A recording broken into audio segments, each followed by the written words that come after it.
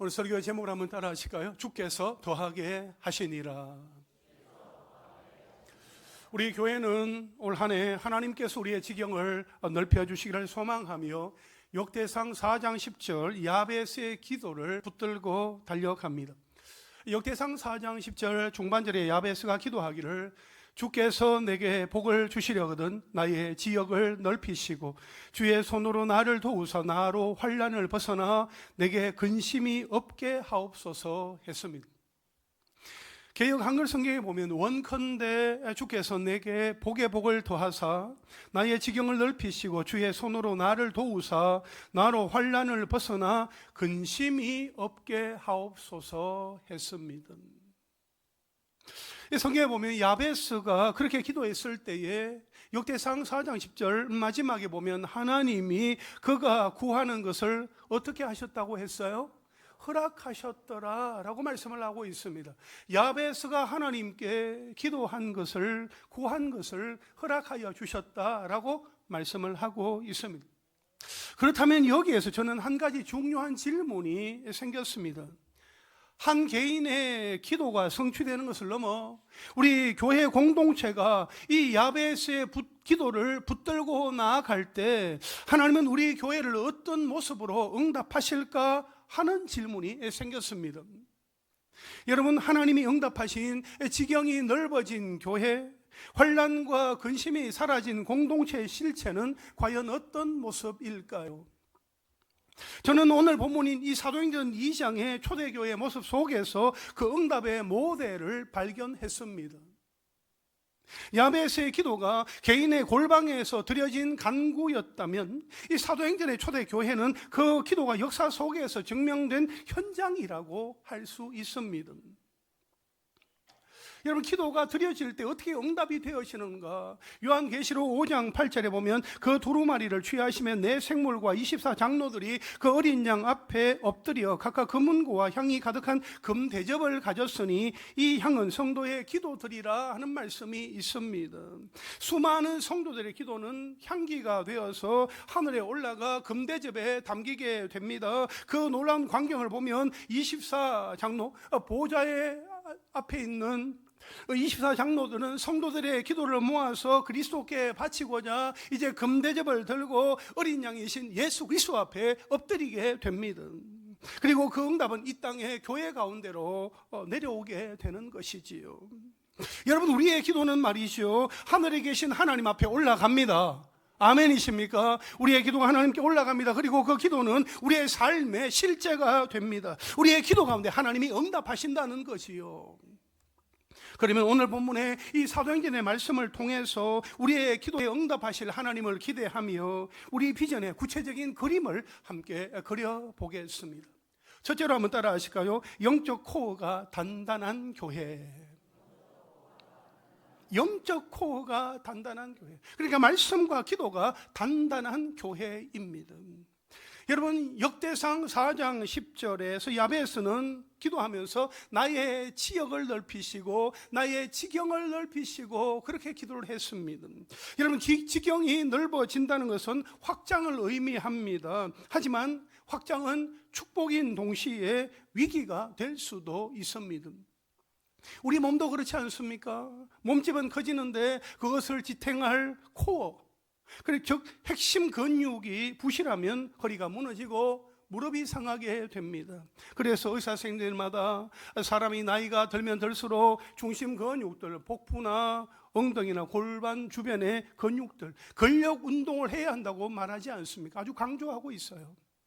우리 몸뿐만 아니라 건물도 마찬가지입니다. 기초 공사가 아주 부실한 상태에서 그 층수가 계속해서 올라간다고 할 때에 기초가 튼튼하지 못하면 결국에는 무너지게 되어 있습니다. 여러분, 기초가 튼튼해야 합니다. 기초가 견고해야 합니다. 오늘 본문 바로 앞에 나오는 41절 말씀에 보면 베드로의 설교를 듣고 하루에 3,000명이나 되는 사람들이 세례를 받고 돌아오는 대부흥의 역사가 일어납니다.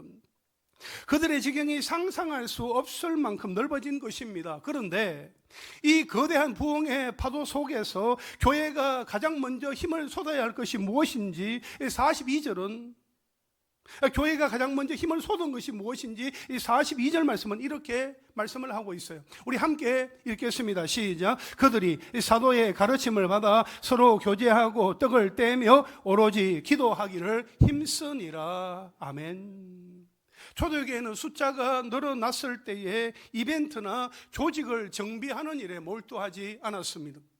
그들은 영적인 코어를 단단히 하는 본질에 집중했습니다. 그게 무엇입니까? 첫째로 말씀입니다. 42절에 보면 그들이 사도의 가르침을 받아 했습니다. 그들이 사도의 가르침을 받은 거예요. 여러분, 여기에서 받아에 해당하는 헬라 프로스 카르테레오라는 이 말은 단순히 한 번 듣고 흘리는 것이 아니라 지속적으로 전념을 하다 끈질기게 매달리다라는 그런 의미를 갖고 있습니다. 즉 사도들의 가르침, 그 말씀을 받으며 말씀을 자신들의 삶의 기준으로 삼았다 하는 것이요. 그들은 지경이 넓어질수록 변치 않는 진리인 하나님의 말씀에 자신들을 단단히 묶었습니다. 아주 말씀에 자신들을 고정했던 거지요. 초대교회는 말씀이 많은 교회가 아니었습니다. 말씀이 중심에 있는 교회였습니다. 무슨 일이 생기면 사람의 생각부터 꺼내지 않습니다. 분위기부터 보지 않습니다. 말씀 앞에 서는 것입니다. 사랑하는 성도 여러분, 교회가 흔들릴 때는 대부분 방향을 잃어서가 아닙니다.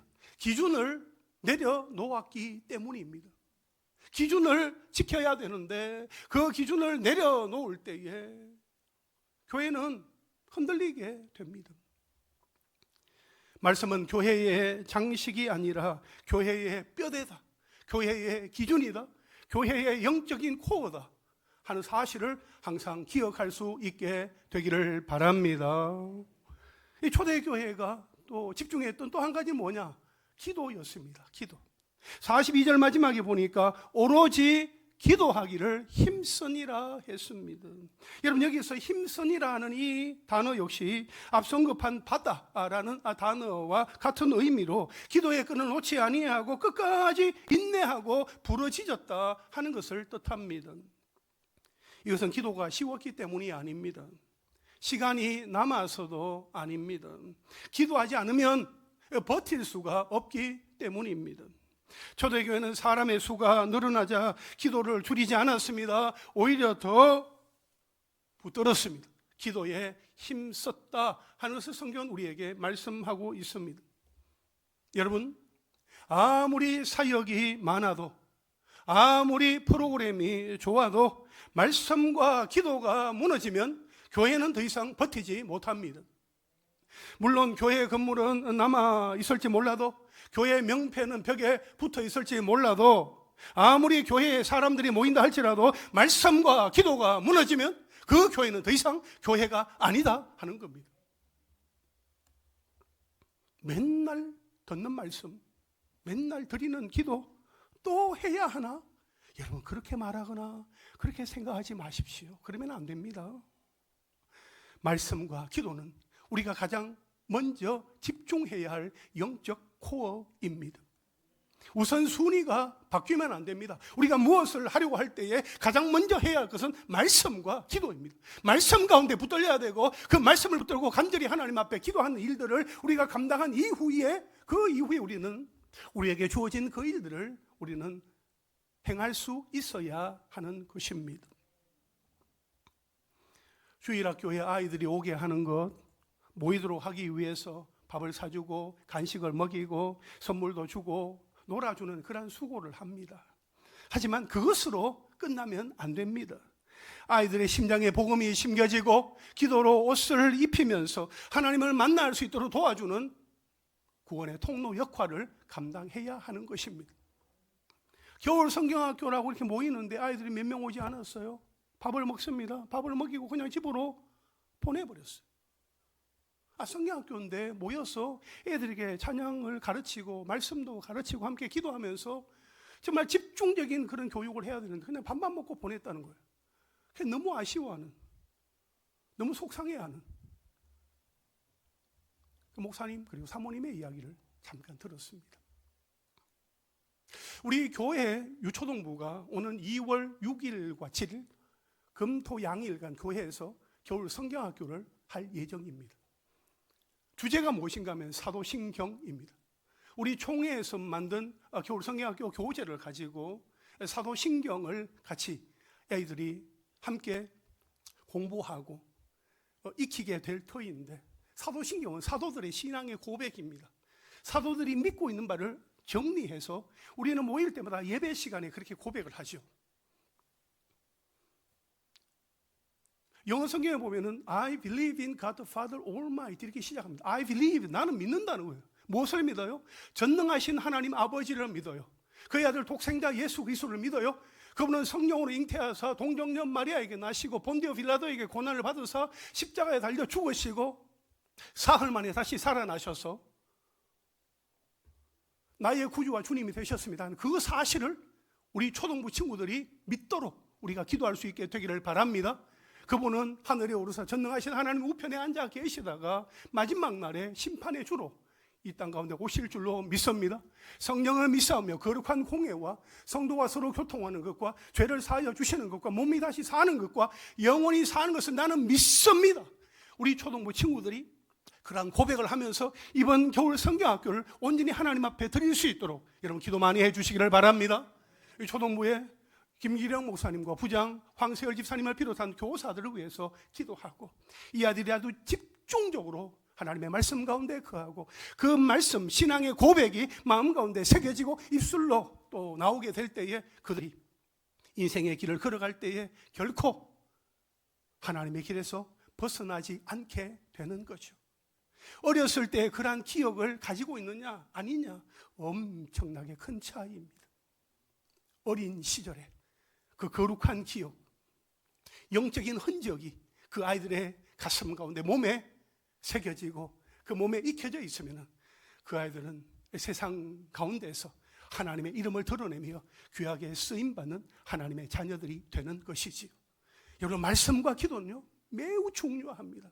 우리 아이들이 그 말씀과 기도로 그 영적인 코어를 단단하게 할 수 있도록 우리가 기도로 돕는 하나님의 사람들이 될 수 있기를 간절히 바랍니다. 여러분, 초대교회는 확장된 교회이기 전에 집중된 교회였습니다. 분산된 교회가 아니라 본질에 붙들린 교회였습니다. 그래서 하나님은 그 교회를 통하여 사람을 더하실 수 있었습니다. 말씀과 기도라는 영적인 코어가 단단할 때 확장은 위기가 아니라 하나님의 선물이 되는 것입니다. 여러분, 이것은 우리 개인의 삶에도 아주 동일하게 적용됩니다. 하나님이 우리의 삶에 아무리 큰 복을 주시고 지경을 넓혀 주셔도 영적인 코어가 부실하면 그 복은 복이 아니라 화가 됩니다. 갑자기 얻은 성공 때문에 교만해지거나 바쁘다는 이유로 하나님을 떠나는 사람들이 얼마나 많습니까? 사랑하는 성도 여러분, 하나님이 주시는 복을 온전히 담아내기 위해 말씀과 기도에 영적인 코어를 단단히 하십시오. 어떤 풍파에도 흔들리지 않고 하나님이 복을 주시면 주실수록 겸손히 하나님의 말씀을 붙들고 기도에 더욱 힘쓰는 단단해지는 한 해가 될 수 있기를 주님의 이름으로 축복합니다. 둘째로 한번 따라 하실까요? 환난과 근심을 넘어선 사랑. 환난과 근심을 넘어선 사랑, 거기에는 주는 자가 복이 있습니다. 역대상 4장 10절 중반절에서 야베스는 이렇게 기도합니다. 나로 환난을 벗어나 내게 근심이 없게 하옵소서. 우리는 흔히 초대교회라고 하면 성령이 충만하고 은혜가 넘치는 그런 광경들만 상상을 합니다. 하지만 현실적인 눈으로 본 이 초대교회의 시작은 사실 거대한 환난과 근심의 한복판이었습니다. 그렇다면 초대교회 가운데 있었던 환난은 무엇이었을까요? 여러분, 초대교회가 마주했던 가장 현실적인 환난과 근심은 가난과 궁핍이었습니다. 오순절 절기를 지키기 위해서 예루살렘을 방문했다가 성령을 체험을 하고 머물게 된 성도들에게 당장 이제 먹고 사는 문제가 생겼습니다. 준비해온 여비는 다 바닥이 났고 이제 잠을 잘 곳도 먹을 곳도 없었습니다. 갑자기 수천 명의 신앙 난민 아닌 난민이 발생한 셈입니다. 당장 오늘 한 끼를 걱정해야 하는 현실적인 가난과 궁핍, 이것이 바로 초대교회가 마주한 날 것 그대로의 환난이었습니다. 이것은 신앙의 문제가 아니라 생활의 문제였습니다. 지극히 현실적인 위기였습니다. 이 경제적인 위기를 하나님은 어떻게 해결하셨습니까? 갑자기 하늘에서 만나를 내려주신 것입니까? 로마 정부의 지원금을 받도록 하신 겁니까? 아니에요. 아닙니다. 하나님은 성도들의 마음을 움직여서 그들 스스로가 응답이 되게 하셨습니다. 여러분 44절과 45절 말씀 우리 함께 읽겠습니다. 시작. 믿는 사람이 다 함께 있어 모든 물건을 서로 통용하고 또 재산과 소유를 팔아 각 사람의 필요를 따라 나눠주며. 아멘. 나 먹고 살기도 바쁜 흉흉한 시절에 남의 배고픔이 내 눈에 들어오기 시작한 것입니다. 하나님께서 그들의 눈을 열어주신 것입니다. 그들의 마음을 넓혀주신 것입니다. 그들의 마음의 지경이 넓어진 것입니다.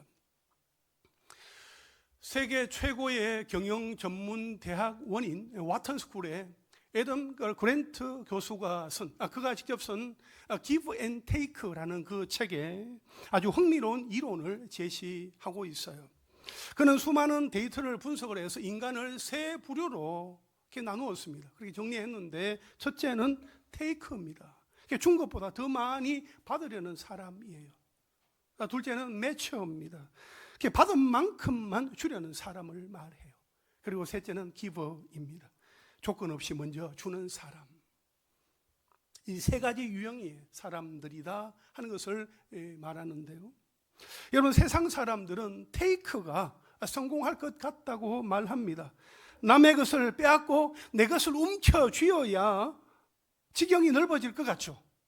하지만 애덤 그랜트 교수의 결론은 아주 충격적이었습니다. 놀랍게도 사회적으로 가장 큰 성공과 성취를 이룬 사람들은 바로 기버, 주는 자들이었다 하는 겁니다.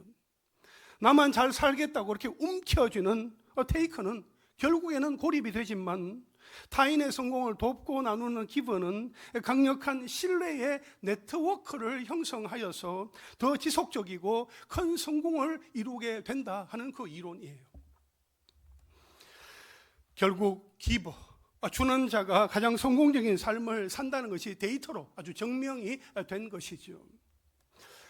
성공해서 주는 자가 된 게 아니라 주는 자였더니 성공적인 삶을 살게 되었다라고 말하는 것입니다.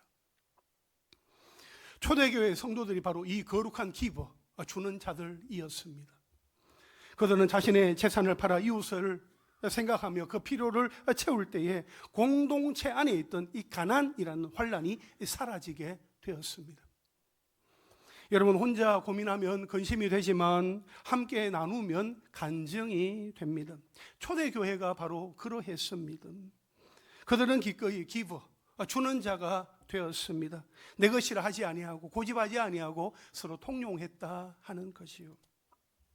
2020년도에 코로나19 팬데믹으로 전 세계가 힘들어하는 가운데 있을 때에 경기도 광명시의 한 작은 상가 교회의 이야기가 보도된 적이 있습니다. 그 교회는 개척된 지도 얼마 되지 않아서 자신들의 월세를 내는 것도 아주 벅찬 상황이었지만 교회 주변의 그 상가 자영업자의 10곳에 그 임대료를 대신 내어 주었습니다. 힘내십시오.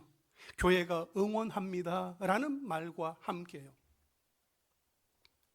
그때 혜택을 받은 한 카페 사장님은 교회가 저를 그냥 내버려 두지 않는다는 사실에 다시 살 용기를 얻었습니다 하며 울먹였습니다. 성도 여러분, 예수님이 가르쳐 주신 주기도문에 우리에게 일용할 양식을 주시옵고 라는 기도는 우리 가정이 잘 먹고 살게 해주세요, 재정적으로 어려움이 없게 해주세요 라는 기도가 아니에요. 우리에게 일용할 양식을 주시옵고 해서 중요한 것은 우리라는 단어입니다. 우리의 공동체에 아무도 굶주리는 이가 없게 하옵소서라는 연대와 책임의 기도입니다. 초대교회는 이 기도를 입술로만 하지 않았습니다. 삶으로 응답했습니다. 나만 살게 해달라는 기도가 아니라 하나님, 우리 성도들의 일상이, 우리 이웃들의 일상이 무너지지 않도록 도와주십시오 라는 야베스의 기도가 응답된 현장입니다. 우리가 이렇게 우리 공동체의 양식을 구할 때 하나님은 우리를 환난과 근심에서 건져 주실 줄 믿습니다. 사랑하는 성도 여러분, 초대교회는 사랑을 말하지 않고 사랑을 살았습니다. 그래서 가난이 없어져서가 아니라 하나님이 함께 하셨고 또 그 짐을 함께 짊어졌기 때문에 환난에서 벗어날 수 있었습니다. 말과 혀로만 사랑하지 않고 행함과 진실함으로 서로의 일용할 양식을 책임졌던 그들, 그 나눔의 손길이 있었기 때문에 초대교회는 세상이 감당하지 못하는 강력한 공동체가 될 수 있었더라 하는 것입니다. 내가 기버, 주는 자가 되어 형제의 환난을 나누고 짊어질 때에 하나님은 그 공동체 전체의 근심을 다 거두어 가 주십니다. 움켜쥐는 손이 아니라 펴는 손, 펼치는 손을 통해서 환난을 벗어나게 하시는 하나님의 신비한 역사를 경험할 수 있게 되기를 간절히 바랍니다. 사랑하는 성도 여러분, 우리 교회가 이런 기버, 주는 자들의 공동체가 될 수 있기를 바랍니다. 해마다 명절이 되면 우리는 사랑의 쌀을 나누고 있습니다. 하나님께서 복을 주셨는데 그 복이 우리 가정에서만 머물지 않기를 바랍니다. 하나님이 우리 교회 가운데 은혜를 주셨는데 그 은혜와 축복이 우리 교회 안에서만 머물지 않기를 바랍니다. 우리 가정의 담장을 넘어갈 수 있게 되기를 바랍니다. 우리 교회의 담장을 넘어갈 수 있게 되기를 바랍니다. 하나님의 은혜가 우리 가운데 부어졌으면 우리는 그것을 나누고 흐르게 하는, 축복을 흐르게 하는 사람들이 되어야 하는 것입니다. 움켜쥐는 자가 아니라 손을 펼쳐서 나누어주고 손잡아주고 함께 할 때에 하나님께서 우리 가정 가운데, 우리 교회 공동체 가운데 주시는 놀라운 축복들을 우리가 함께 볼 수 있게 되기를 간절히 소망합니다.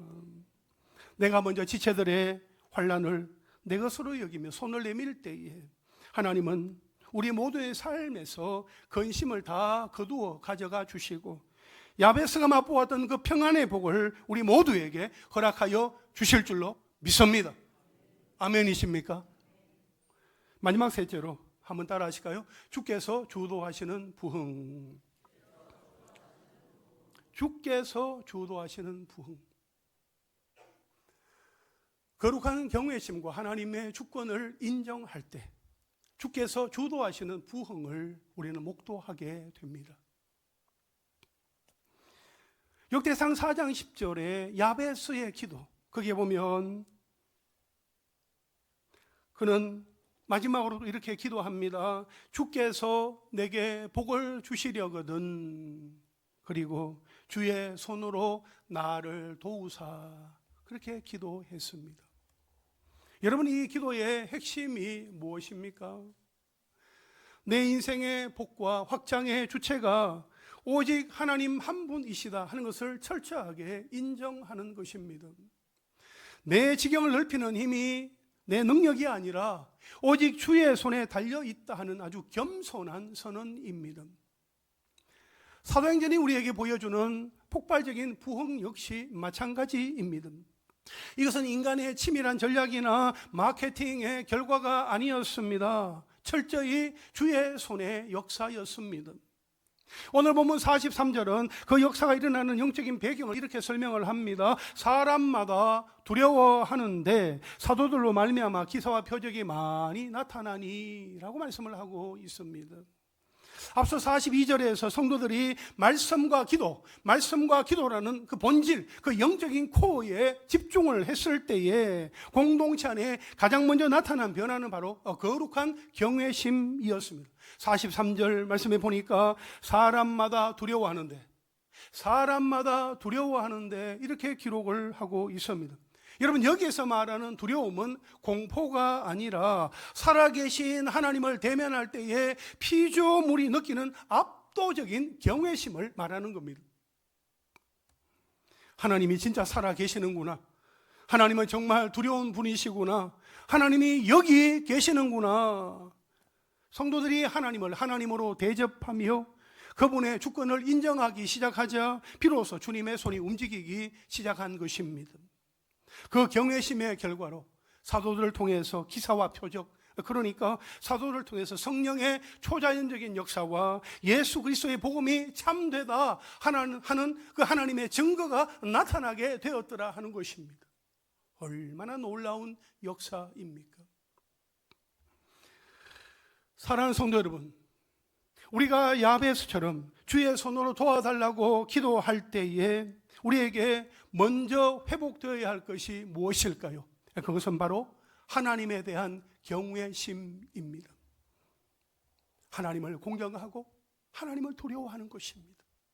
우리가 예배하는 가운데 하나님이 영으로 임재하여 주시고 우리 가운데 함께 하시고 우리의 예배를 받으십니다. 우리의 삶의 일거수일투족을 다 살피시며 우리의 말과 우리의 행동과 우리의 삶의 모든 그 걸음걸음을 다 보고 계시는 그 하나님 앞에 두렵고 떨리는 마음으로 하나님을 경외하는 마음을 가지고 우리는 살아가야 하는 것입니다. 하나님을 가볍게 여기는 곳, 하나님의 주권을 인정하지 않는 곳에는 주의 손이 절대로 역사하시지 않습니다. 그러나 우리가 하나님의 살아계심 앞에 전율하며 그분만을 내 인생의 주인으로 모실 때에 주님은 그분의 전능하신 손을 펴서 우리 삶과 공동체에 우리 인간이 할 수 없는 기사와 표적을 행하신다 하는 것입니다. 그 부흥의 역사는 결국 어떻게 마무리됩니까? 47절 중반절을 한번 보십시오. 주께서 구원받는 사람을 날마다 더하게 하시니라 말씀하고 있습니다. 이 47절은 이 부흥의 주권이 누구에게 있는지 아주 명확히 밝히고 있습니다. 부흥의 주어, 부흥의 주체가 누구입니까? 주께서. 사람이 아닙니다. 목사가 아닙니다. 재직들이 아닙니다. 주께서, 하나님께서 하시는 일이라는 거죠. 여러분, 부흥은 사람이 만드는 것이 아니라 우리 하나님이 허락하시는 것입니다. 주님이 허락하여 주셔야만 되는 것입니다. 사도행전 11장 21절에서도 주의 손이 그들과 함께 하심에 수많은 사람들이 믿고 주께로 돌아오더라. 할렐루야. 주의 손이 도우실 때 그 영향력은 교회의 담장을 넘어 세상을 향하게 되는 것입니다. 본문 47절에 보면 그들이 온 백성에게 칭송을 받으니 라고 말씀하고 있습니다. 이것이 중요합니다. 성도들이 말씀의 본질을 붙들고 서로 사랑하며 나누는 삶을 실제로 살아낼 때 세상은 감동하기 시작합니다. 그래서 저 사람들은 진짜다, 저곳에는 하나님이 살아계신다 인정하며 교회를 보기 시작한 것입니다. 교회가 하나님을 경외하고 그분의 주권을 온전히 높여드릴 때에 주님께서는 친히 그 손을 움직여서 구원받는 사람들을 날마다 더하게 하시는 그 지경의 복을 완성하여 주십니다. 성도 여러분, 진정한 부흥은 우리가 사람을 억지로 모으는 것이 아닙니다. 우리가 하나님의 손에 붙들려서 하나님 그분의 영광을 드러낼 때 세상이 그 거룩한 무게감에 압도되어 주님께 돌아오게 되는 것입니다. 우리가 하나님을 높이고 하나님을 인정하고 하나님을 찬양하고 하나님은 내 삶의 주인이십니다. 하나님은 세상 만물의 주관자이십니다. 하나님이 지금도 통치하시고 우리의 걸음걸음을 인도하여 주십니다. 하나님 내 삶을 받아주십시오. 하나님을 인정하고 하나님을 높여드리고 하나님을 찬양하고 영광 돌리며 나아갈 때에 세상의 사람들이 거룩한 하나님의 영광에 압도되어서 우리가 예수 믿으세요 그 말 한마디를 듣고 하나님께로 나오게 된 놀라운 역사들이 나타나게 된다 하는 것입니다. 주님의 손이 이끌어 가시는 교회, 하나님의 임재 앞에 거룩한 경외심이 살아있는 교회, 성령의 역사가 뜨겁게 일어나는 교회, 그래야 세상에 선한 영향력을 끼치고 칭찬받는 교회, 그런 교회 공동체 위에 하나님은 야베스가 받았던 그 풍성한 응답을 날마다 더해 주실 줄로 믿습니다. 그 교회 표현 띄워주세요. 주님의 손이 이끌어 가시, 한번 따라 하실까요? 주님의 손이 이끌어 가시는 교회, 하나님의 임재 앞에 거룩한 경외심이 살아있는 교회, 성령의 역사가 뜨겁게 일어나는 교회, 세상에 선한 영향력을 끼치고 칭찬받는 교회, 이란 교회 위에, 이란 우리 교회 위에 하나님의 성령께서 놀랍게 응답하여 주시는 것을 우리가 경험할 수 있게 되기를 간절히 소망합니다. 이제 말씀을 정리하겠습니다. 여러분, 야베스의 기도는 이기적인 기복신앙의 주문이 아닙니다. 그것은 하나님의 나라가 우리 교회를 통해서 확장되기를 갈망하는 거룩한 선언입니다. 그러므로 첫째, 말씀과 기도의 영적인 코어를 단단히 하여서 하나님이 주시는 어떤 복 앞에서도 흔들리지 않는 믿음의 사람들이 됩시다. 둘째, 나 혼자 잘 사는 법을 찾는 테이커가 아니라 이웃의 환난을 보고 나누는 기버가 되어서 우리 공동체의 근심을 함께 몰아냅시다. 그리고 셋째, 철저히 주의 손에 우리를 맡겨서 세상으로부터 칭찬을 받고 주께서 친히 더하게 하시는 부흥의 현장을 목도합시다. 아멘이십니까? 주여, 우리 교회가 사도행전의 그 교회가 되게 하여 주옵소서. 야베스가 꿈꾸었던 그 응답이 우리 교회 가운데 이루어지게 하옵소서. 이 믿음의 선포 위에 주께서 구원받는 사람을 날마다 때마다 더하게 하여 주시는 축복을 목도하고 경험하는 우리 교회가 될 수 있기를 주님의 이름으로 축원합니다.